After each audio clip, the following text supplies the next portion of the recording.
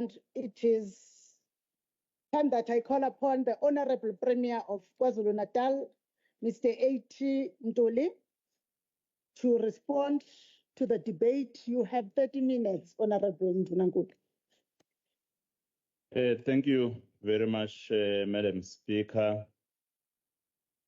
Honorable Deputy Speaker, the leader of government business, or MEC Duma, or members of the Executive Council, or members of the legislature, honorable mayors present, honorable deputy mayors and honorable speakers, members in the gallery and members of the media, fellow citizens of KwaZulu-Natal. I must say I stand before you today filled with unwavering support, gratitude, and appreciation for the overwhelming positive feedback and unwavering support that has been extended towards the pronouncements made during the 2025 State of the Province address. It is this collective energy and partnership that fuels our shared determination to move forward. The government of provincial unity is stable, and a progressive journey to deliver service to our people. The 7th administration remains steadfast in its commitments to resolving the trust deficit that has lingered between the people of KwaZulu-Natal and the government of provincial unity. We are resolute in our mission to bridge this gap, fostering an environment where every citizen feels valued, heard, and engaged in the process that shape our province's future. I would like to extend my heartfelt condemnation to the business community, whose positive sentiments and tireless efforts are helping to grow and rejuvenate our provincial economy. Together we shall rebuild, revitalize, and create lasting prosperity for the people of KwaZulu-Natal. Moreover, I welcome the constructive inputs and criticism offered by the esteemed members of the legislature during the 2025 SOFA debates. Honorable members, your valuable contributions enhance our collective resolve and reinforce the implementation of our government's service delivery programs. Your engagement is not only welcomed, but is integral to ensuring we meet the needs and aspirations of the people we serve. Together, let us continue to work in unity, resolve, and dedication as we build brighter future for KwaZulu-Natal. I must say, for those who really read the SOPA or who listened to the SOPA, whose contribution here were evident to that, I must say really thank you. But for those who did not give themselves enough time to understand the SOPA, they still have an opportunity so that they, when they interact outside with the communities, they will be in fact relaying the correct message. Honorable Inkosi Chiliza Ndabezitha, as always, we warmly welcome your invaluable contribution, which is marked by depth and honesty. Your concerns are duly noted. I, however, also invite you, Ndabezitha, to provide any, Honorable Inkosi Chiliza, to provide any pertinent information so that informed decisions can be made where necessary regarding the inputs. Regarding the security of Amakosi, it is important to emphasize that we take our cues from the Provincial House and the relevant security apparatus. As I mentioned in my address, actions have already been taken, but we acknowledge that more needs to be done. The Security Office silo falls under the Office of the Presidency, and I can confirm that high-level discussions are ongoing to address this critical issue. In fact, on the very same day of SOPA, I had an important engagement about the subject. The restructuring of the Office of His Majesty the King remains a top priority for us. In collaboration with His Majesty, we have already initiated a process of restructuring, which will involve a thorough review of the strategic role of the KwaZulu-Natal Royal Household Trust within the Office of His Majesty. We undertake to provide regular updates on the progress of this important matter.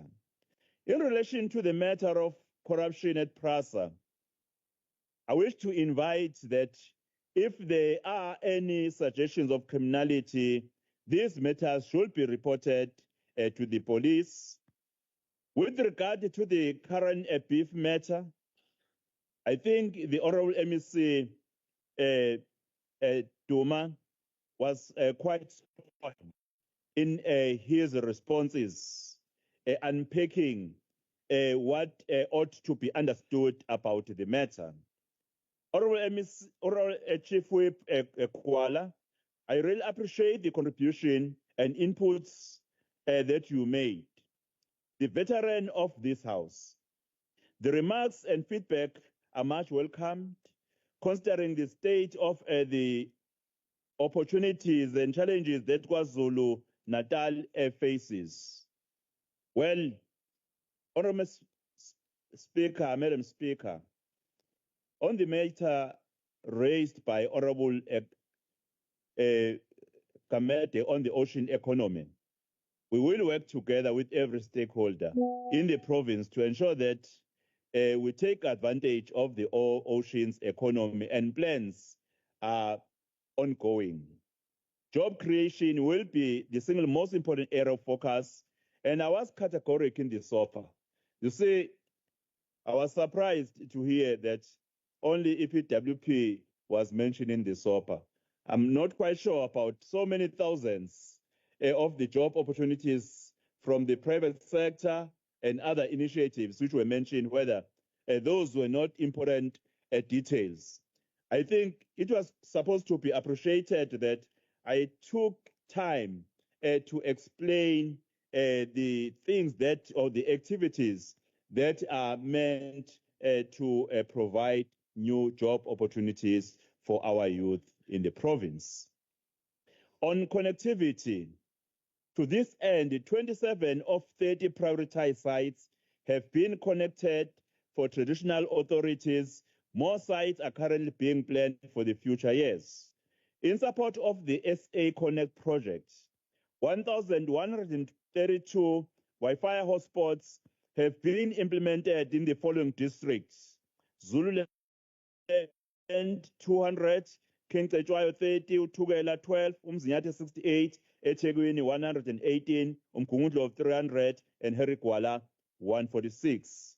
The USAASA program has connected 688 sites in Zululand, Cetshwayo, uThukela, uMzinyathi, eThekwini, Mgungundlovu, and Harry Gwala.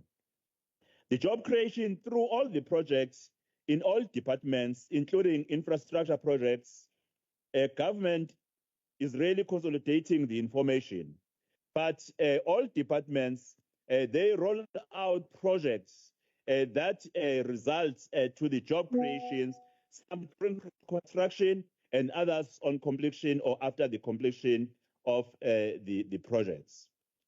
MEC Smelane, I welcome the inputs that you have made.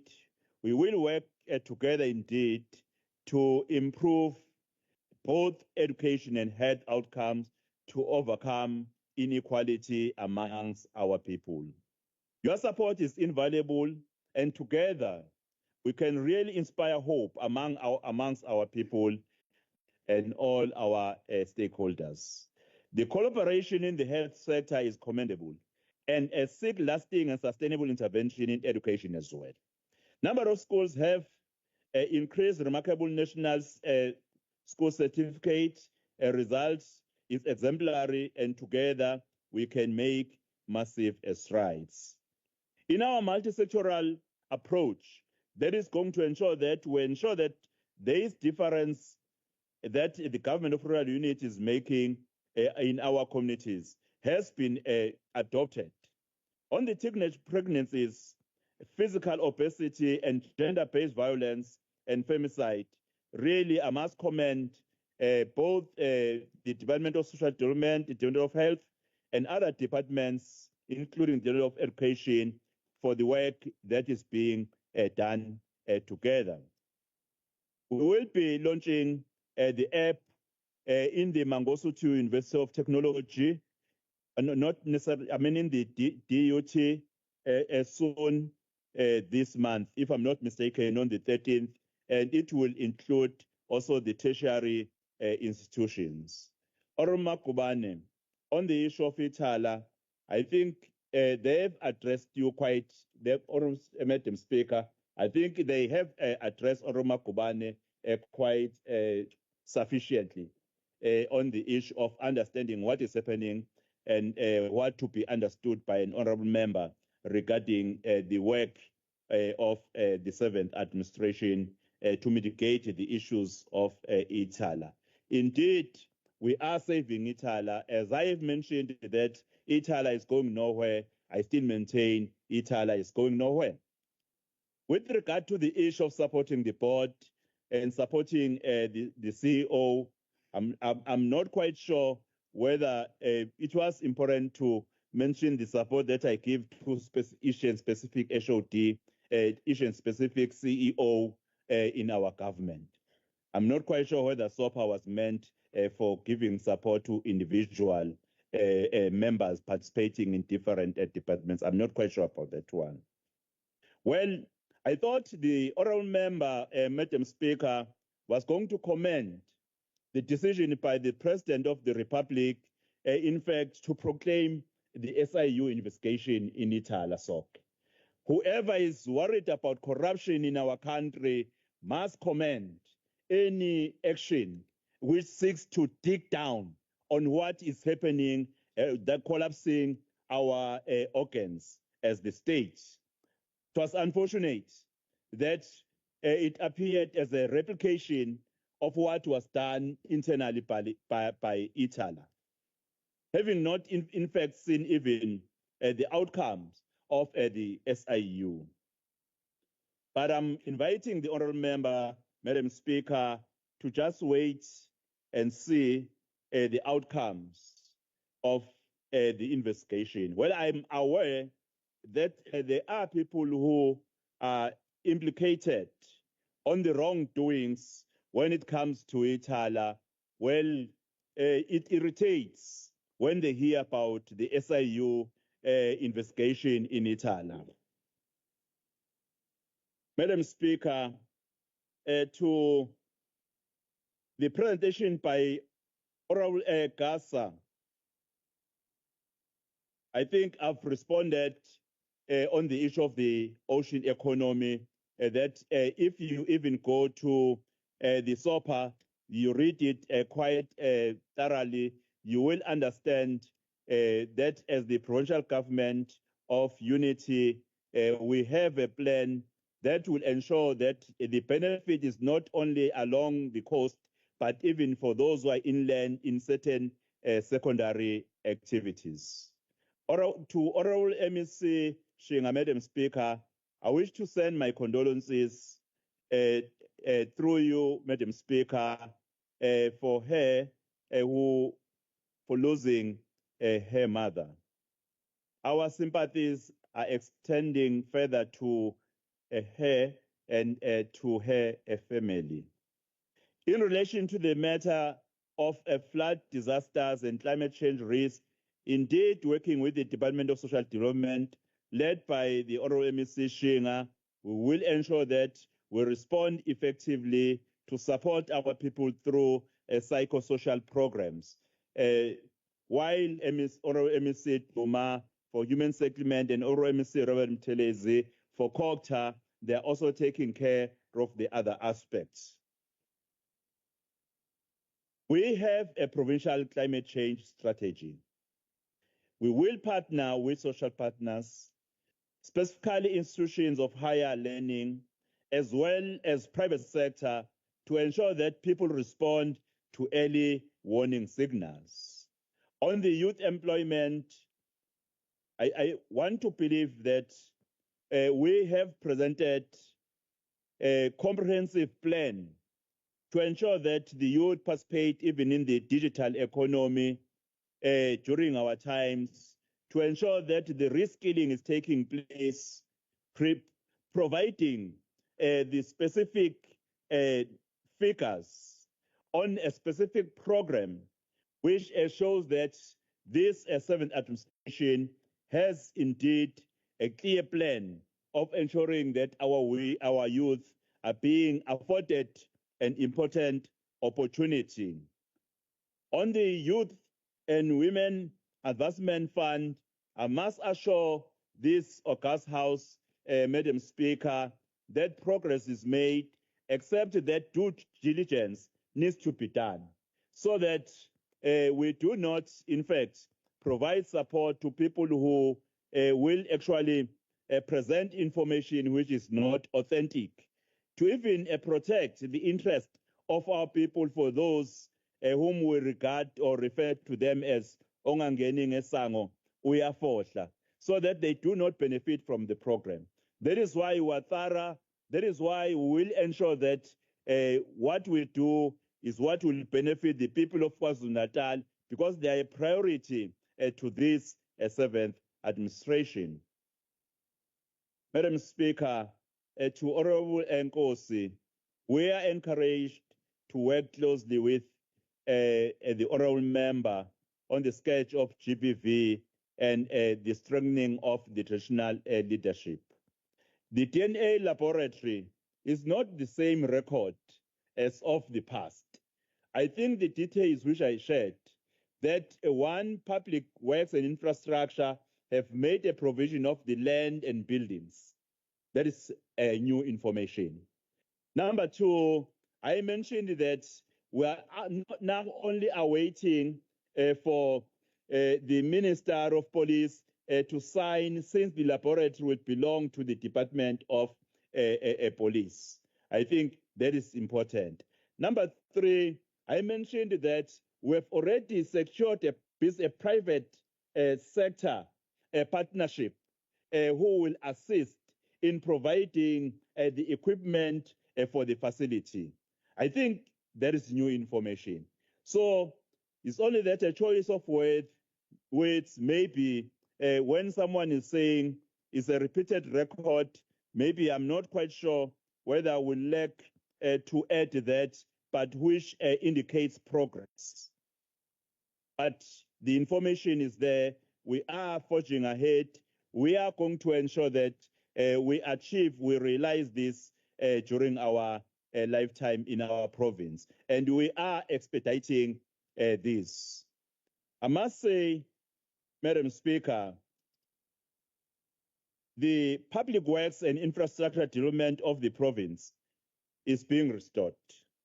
We are encouraged to see the work that is being done there by the department. And on the issue of the restoration of our rail network, in as far as ensuring that we have efficiencies in our logistic and transport sector, I also welcome the input by the Honorable MEC Mayor. We are working with national government to ensure that the pertinent challenges, including the backlog, are also addressed. The largest investment of government in the public works and infrastructure is well embraced by the role players in the private sector and small business. We are really inspired by the cooperation that we make in this area. Madam Speaker, to the input by Honorable Mapisa on the digital economy, which is the vital sector of the economy to ensure that KwaZulu-Natal is competitive and affording our young people to embrace techno-entrepreneurship. We commend the understanding of the work that is being done by the 7th administration. And on the illegal trading spaza shops, which are now on the areas that will be closely managed so that we regulate this area of trade.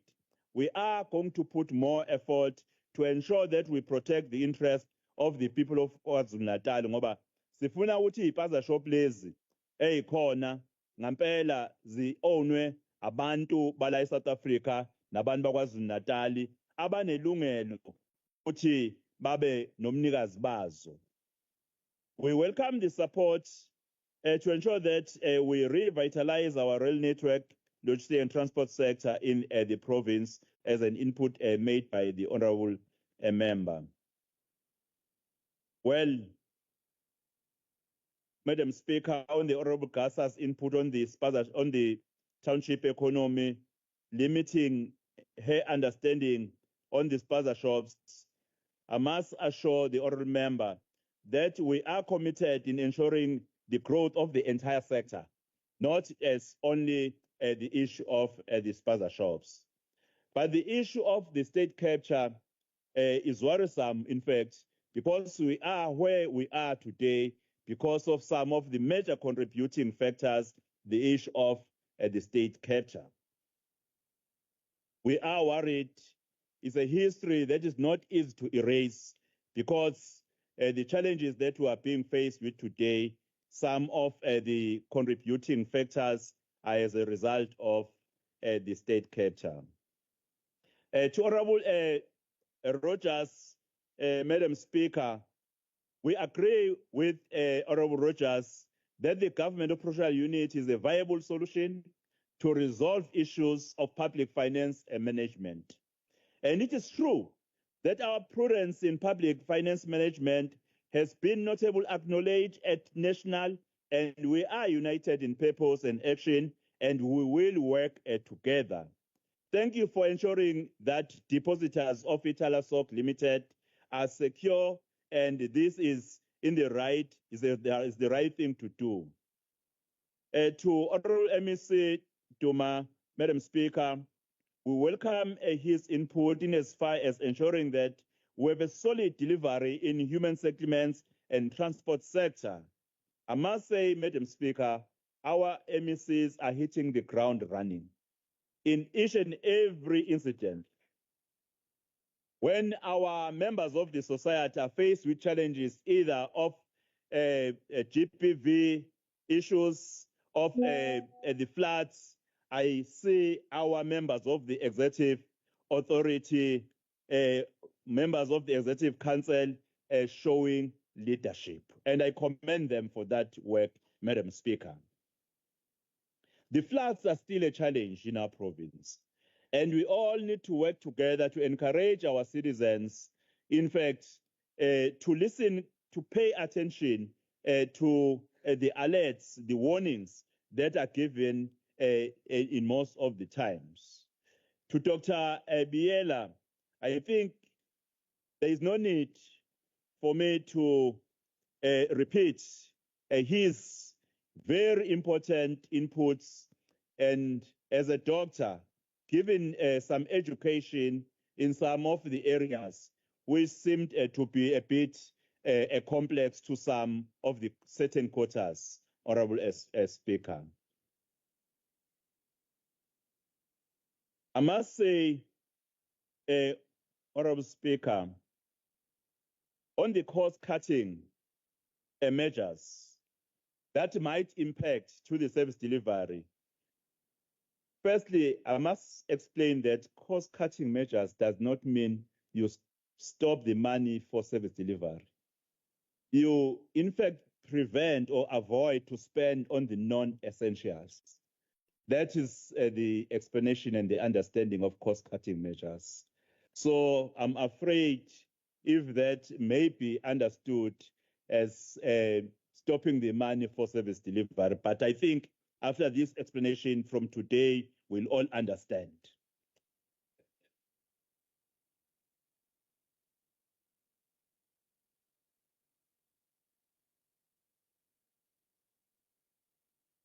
Well, Madam Speaker, I heard that the SOPA was timeless and was not speaking to the locations. I wish to invite the honorable member to go and reread. If it's not easy to do so, to ask someone to read on behalf so that we'll be able to see 2025, 2026 plans. We'll be able to read the specific areas wherein we'll be putting on the tar road. We'll be able to see the investment that is mentioned there on the Dube trade port. I'm not quite sure whether that location is not a clear location or is what have you, but I'm requesting that if the assistance is required, please, everyone must appeal, and I'm also available to assist.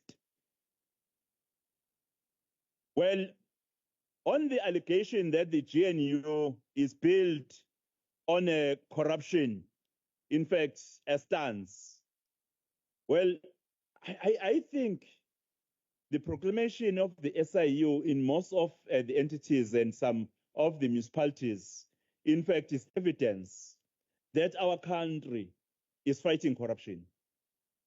And when you go to the department, the OTP, my office, there is a unit on the forensic.